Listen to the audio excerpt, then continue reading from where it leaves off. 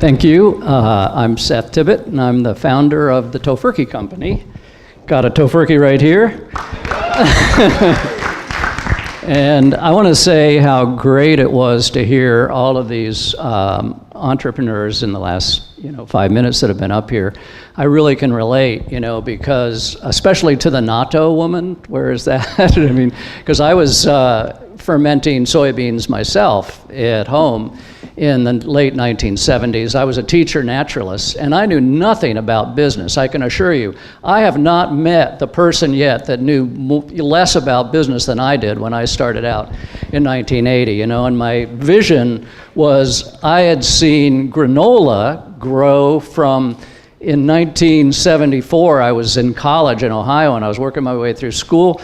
I was working at this head shop. The only place you could buy granola in the town of Springfield, Ohio was in the head shop. It was like right below the pipes and the papers, and it was in this rainbow colored bag. And it's not a bad cross promotion when you think about it, because you were going to be hungry later on. But,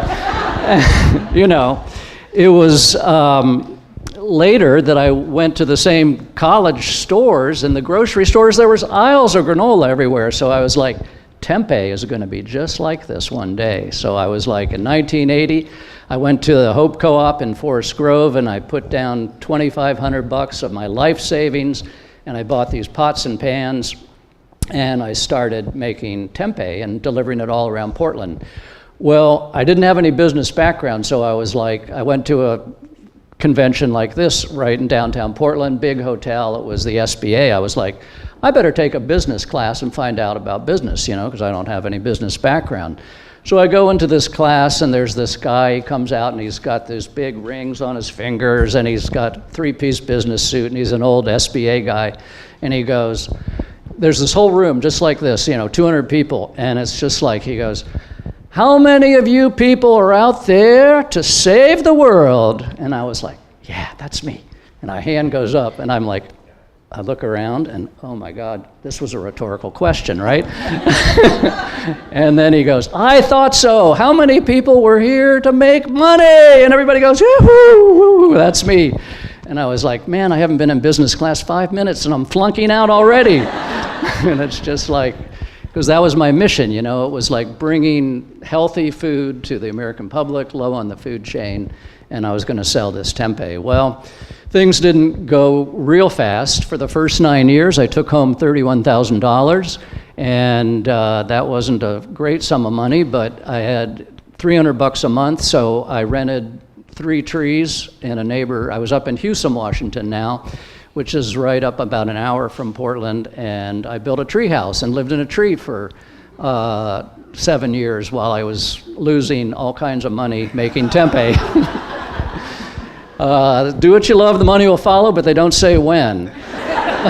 And then in 1995, I moved over to Hood River, and I didn't have anything to eat at Thanksgiving, so I thought, well, Tofurky, and let's try it. And everybody was like, well, that's a shitty idea.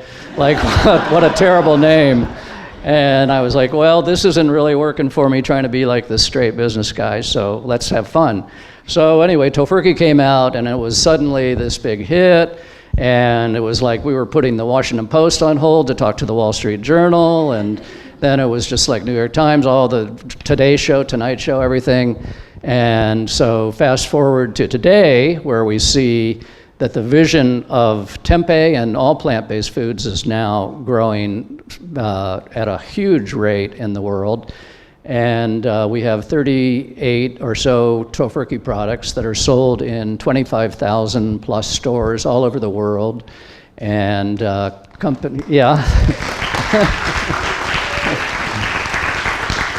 it's my rags to better rags story. It's not rags to riches, but it's happening right now, and I've been doing a lot of export sales. We're a family-owned, B Corp, independent, which is really rare in our space because all of the meat companies now have been buying up all these other little startup meat alternative companies, and we're still family-owned. We're a B Corp. We don't, we always say no to people that want to invest because we value our independence and ability to give and do good in the world, because that's what our real mission is in bringing Tofurky to the world. So that's basically where I'm coming from. And Kate, you are not the founder, but a very important part of Coconut Bliss. So why don't you tell us? Oh, wait, hold on. I got something on here. Do not turn this on. Do you want mine? Hold on. Here. Okay, I'll take yours. You're gonna turn that one. Yeah, I'm with Coconut Bliss, Seth. You're such a pioneer in the plant-based foods and what you've been through. Thank you so much. I didn't understand all of your story to begin with, so thank you for sharing all that. Confession, I'm not the founder of Coconut Bliss, but I have been with them since they first came to Lockmead Dairy in Junction City as the co-packer. So they were founded in 2005. Luna Marcus and Larry Kaplowitz were met at an intentional community, and they had given up dairy and were vegan, following a vegan lifestyle, but still wanted a sweet treat. And one day Larry went to Goodwill, and he happened to have a 50% off coupon with him. And while he was there, he found a old hand crank ice cream maker, and it was $3. And since he had his half off coupon, he thought, $1.50. Yeah, might as well. So he took it back, and he and Luna got to experimenting, and she was a dietitian as well, and so she put coconut milk and agave syrup together, and they were thrilled with the outcome and started playing with flavors and taking it to small shops to see if anyone was interested, and it went really, really well. And so in 2006, they came to Lockmead, and I was there. That's a family-owned dairy processing plant in Junction City. Yeah, right on. So they came to Lockmead as a co-packer, and because they were growing so fast, they could not keep up with the demand doing hand packing. And so we brought them on as it was just a beautiful synergy between Luna and Larry and this lovely product they had made, and Lockmead being family-owned and small and could do batch sizes, and all of it very heartfelt. And so the bringing of all it together was very successful, and it grew and grew. And then in 2009, Luna and Larry wanted to get back to a simpler lifestyle, and so they sold Coconut Bliss to the Lockmead family, which is the Gibsons. And Kim Gibson Clark, who was supposed to be here but is ill, so I'm taking her place, she was the general manager at Lockmead, and then in 2010 she took over as the CEO of Coconut Bliss, and I was quality assurance manager at Lockmead, and in 2011 I came over to Coconut Bliss as the quality assurance manager, and now I'm director of operations and sustainability. And we're continuing to grow. Our products are sold across the US and across Canada. We've dabbled a little bit in Europe, haven't been terribly successful there, but we have a little bit going on in Latin America, which Seth helped us find that business. So yeah, that's our origin story.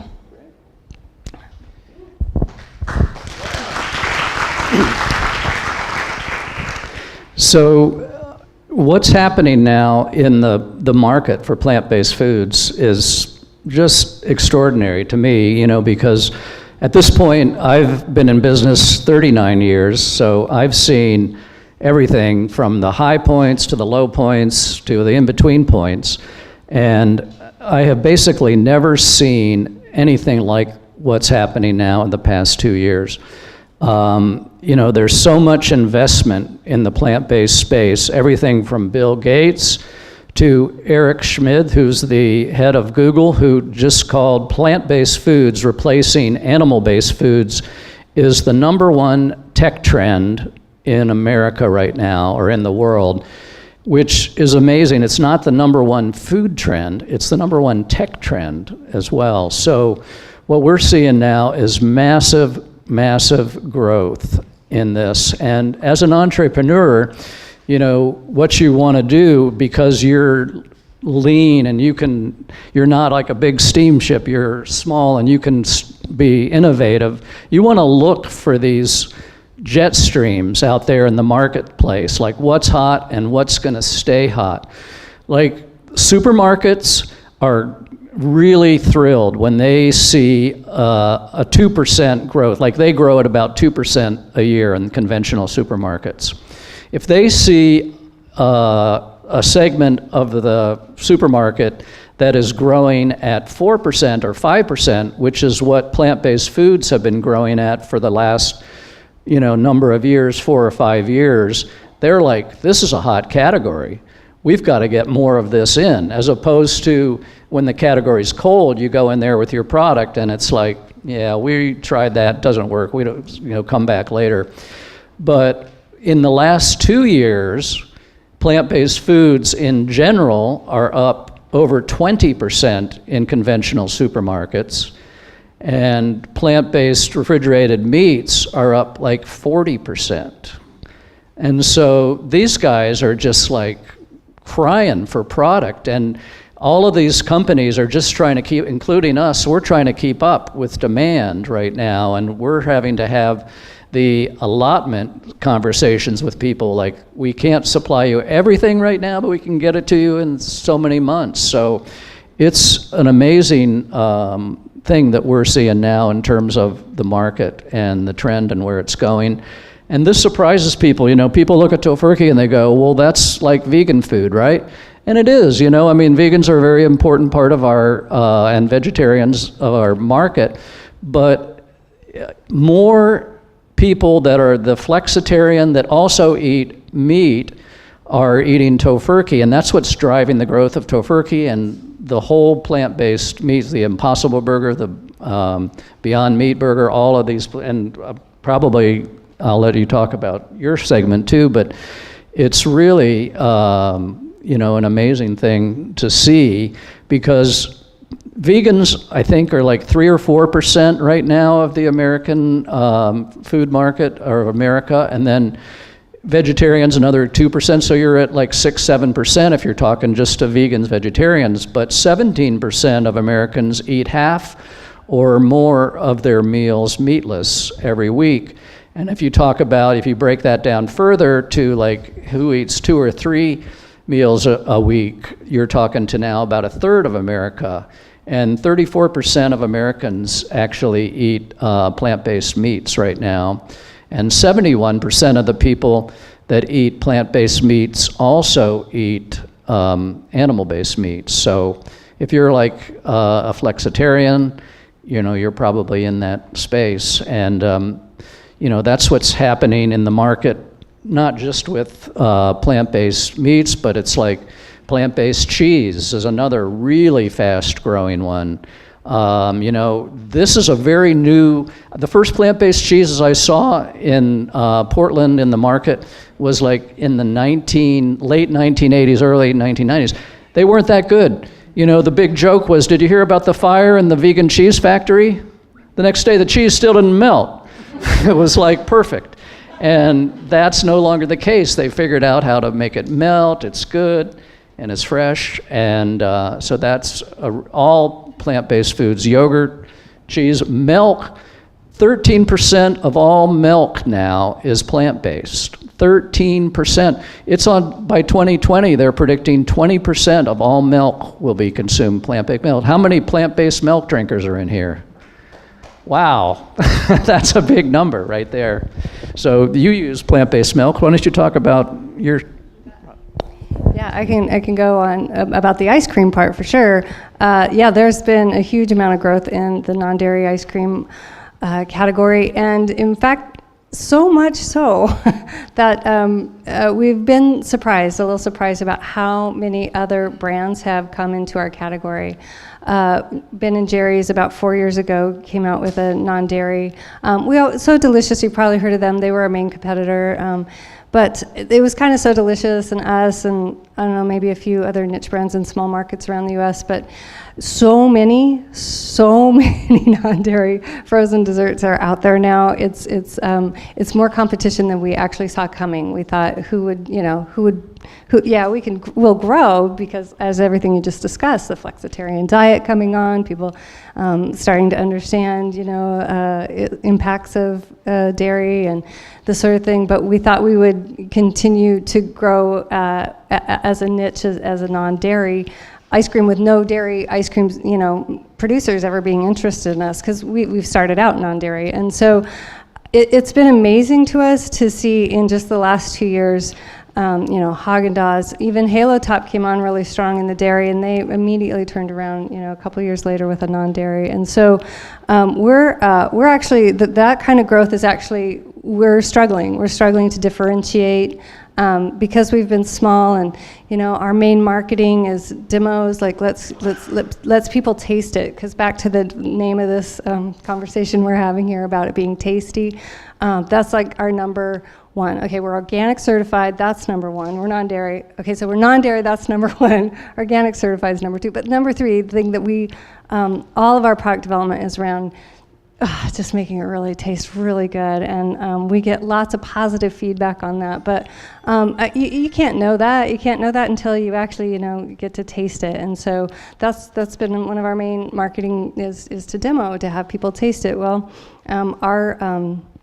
our pocketbooks are tiny compared to the Ben and Jerry's, and bless them, and other companies in the world that have way more brand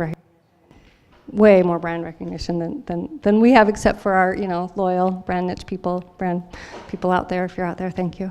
But so the growth is exploding for ice cream as well. And the other competition we're seeing is in private label. A lot of Whole Foods and a lot of these large marketplace grocery store chains, nationwide chains, are coming out with their private label, like the Fred Meyer's Simply Organic, Kroger's, and that sort of thing. And they're now seeing the growth of this and going, we should have our private label non-dairy. And so the competition in our market in non-dairy ice cream is fierce right now. So if you're looking at starting that up, it's a lot of fun, and you make people happy. That's like the point. That's like the point of ice cream, is to make people happy. And it is, and we do, and we know that, and it makes the job a lot of fun. But competition's a little bit fierce right now, so we're working on differentiation. Like I said, we're organic certified, every product across the board, and I think we taste really the best. You may be smaller, but you're better than Ben and Jerry's. I'll say that. So it's the taste. And I really want to echo what Kate was saying about taste, because there's all kinds of reasons for this growth, and it's everything from people latch on to the environmental piece, the animal welfare piece, the what can it do for my body, and the health piece.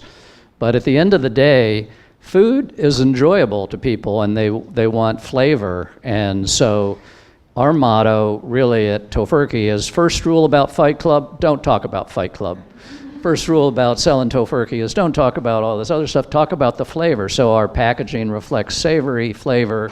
Our sort of mantra is taste is king, value is queen, everything else is marketing.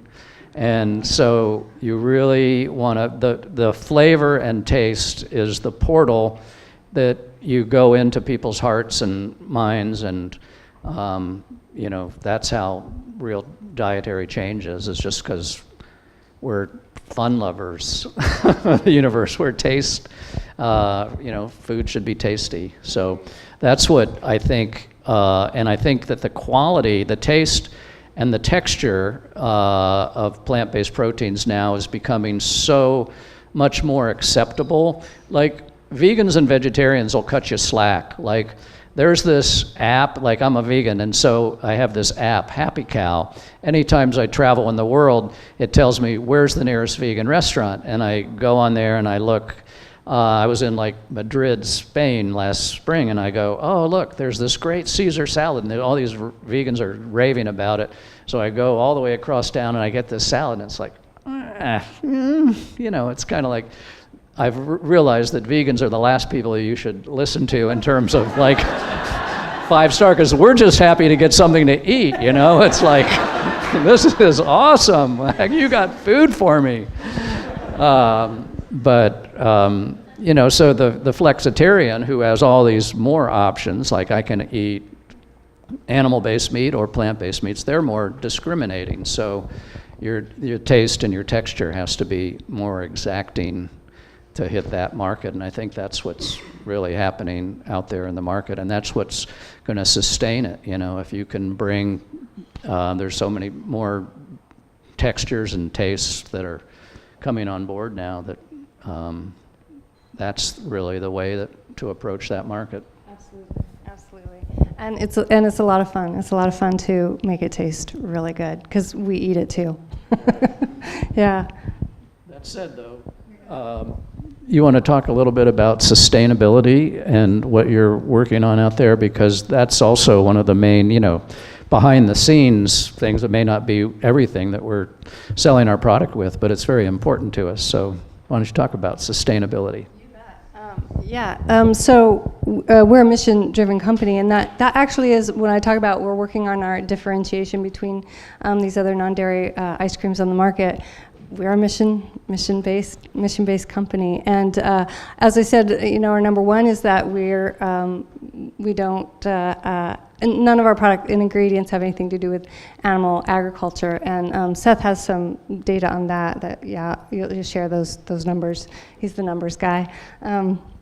So that's number one. Number two is, as I said, everything's organic certified, and we belong to the Organic Trade Association, and we also fundraise for the Organic Center. And there's so much good data coming out there about what the positive impacts of organic farming. Sequestering carbon is one of the big ones that they're getting really good data and numbers about that. That's really doing a lot. So we love to talk about our organic support of organic farming and, of course, manufacturing. Additionally, in the sustainability realm, for all those getting ready, starting businesses who you're probably just I know you're just like us. We had DNA. Our DNA was sustainability for all those reasons I just said. But as we grew, just relying on that DNA wasn't quite enough, and so we had to, a few years ago, in 2014, we started putting together a formal sustainability program.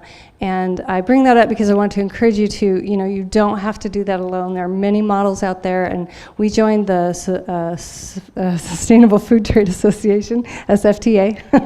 We joined them and worked with one of their directors to come on and help us, and we worked for about 10-week project to put together a formal program which came out of it was a sub-teams. We have a supply chain sub-team, also a environmental project sub-team, and what we call the culture and education team, which I kind of think of that as our interior marketing team. We've we just used to hire from the tribe, but as we've grown, that's not the way you can always do it. And so we just want to make sure that our mission, the reason we got started, stays in the company for as long as possible. So this team, the culture and education team, is kind of our interior marketing team. And so what's come out of that is, for one thing, I have to say this too, as we're small, the bandwidth to make all of our sustainability dreams come true, it's not there. No one does this full time, does sustainability full time. So that's why we have all these teams, and everyone gets to do it, some portion of the time, if you're not fighting fires or working on all the things that it takes to run a food business. So. But we've had a lot of good success, even though I have to say what we use, I just call it baby steps. We just have baby steps. We meet frequently, and many times the tasks we set before us are not done. And the last thing we want to do is feel guilty and get down on ourselves. So we just remind ourselves, we're baby steps, we'll keep going. But we recently just launched a new, our first official CSR program, where we're supporting in the Philippines, where we get 50% of our coconut milk.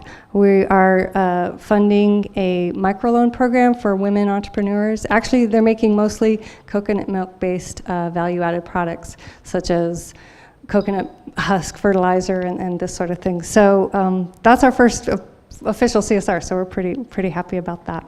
So I don't know, I could really go on and on about the sustainability thing for a long time, but Seth, you go on. Yeah, it's a big part of doing business right now, and like other speakers have mentioned, it's really up to us as business people, I think, to create a world that we can all be proud of, especially given the governmental oversight that we're seeing right now and the policies. But at the end of the day, I think we have more impact on people's lives than a lot of these big top-level policies. So I'm very happy to see that. And, whereas sustainability to us is really our products and how much more efficient they are than their animal-based counterparts. But that said, we also have a LEED Platinum certified production plant that we just brought online in Hood River, and it's very beautiful place. My stepson, Jamie Athos, who's now the president of Tofurky, I'm very proud of him. He's the guy that's really been the brains behind sustainability and bringing that into fruition. And we do a lot, in our business, we have, in any kind of food product, there's always waste, things that fall on the floor and everything. We've been setting those up to the DAOs, to the dirt hugger people who compost them, and they grind them all up and give them to the local farmers. So, sustainability is one of our key things that we're really proud of as well. But, as we grow, and what we've been finding, some of our growth challenges, aside from just being able to make this product, is what we're getting now is, there's some talk, I know, in the milk business and in the meat business too, about naming, like, can you call this meat? Can you call this milk? Like, something just came up in our space. The state of Missouri, of all places, not one of our biggest markets, just came out with a law that they passed, and it just came August 28th, it went into force, and it's regulating the term meat. Like, meat has to come from not a slaughtered animal, but a harvested animal. Like, we can't use the word meat, but they can use our word harvested, apparently. I mean, and the fine for this, if you have a package that is out of compliance with the state of Missouri, it's $1,000 fine and a year in jail. I could go to jail for naming Tofurky. Like, that was crazy. So we were like, that doesn't seem right. So we teamed up with the ACLU, and we're suing the state of Missouri right now for that. So we'll see where that goes, because we just don't want to set a precedent. And because you see this sort of all over the world now, it's like Gandhi said, first they ignore you, then they laugh at you. Hey, we've been laughed at a lot. We're Tofurky, right? And then, they fight you, and then you win. So we're really in the fight stage right now of this, and looking forward to the fight. France has actually done a countrywide thing where you can't even say the word sausage if it's a veggie sausage. There's no complaints from consumers. This is all government run, and I know we're getting the wrap up music's playing at the Academy Awards now, but you want to say? Yeah, I wanted to say thank you to you, Seth, and Tofurky for doing this lawsuit. I mean, this is helping all plant-based foods. We're dairy-based. We're having a similar situation with the Dairy Pride Act, which the FDA just opened up a new public comment period about that, and they're asking consumers, do you get confused when you see the word coconut milk or soy milk or nut milk or, coconut milk-based ice cream? Does that confuse you? If it doesn't, which I'm kind of assuming it doesn't confuse you, please, you can go to the FDA website, and they're asking for public comment for the next 60 days, I believe. But yeah, they're being really, the industries, the traditional economy industries, food economy industries, are definitely as you did, I love the quote from Gandhi. Yeah, they're definitely getting concerned about our growth in plant-based foods, and so I think and they're not bad people. It's not really a fight. It's just a difference of opinion, and I think if we could all share the truth about how we are as consumers not confused by this, we could help all plant-based foods businesses and all food businesses in general, in my opinion. Good.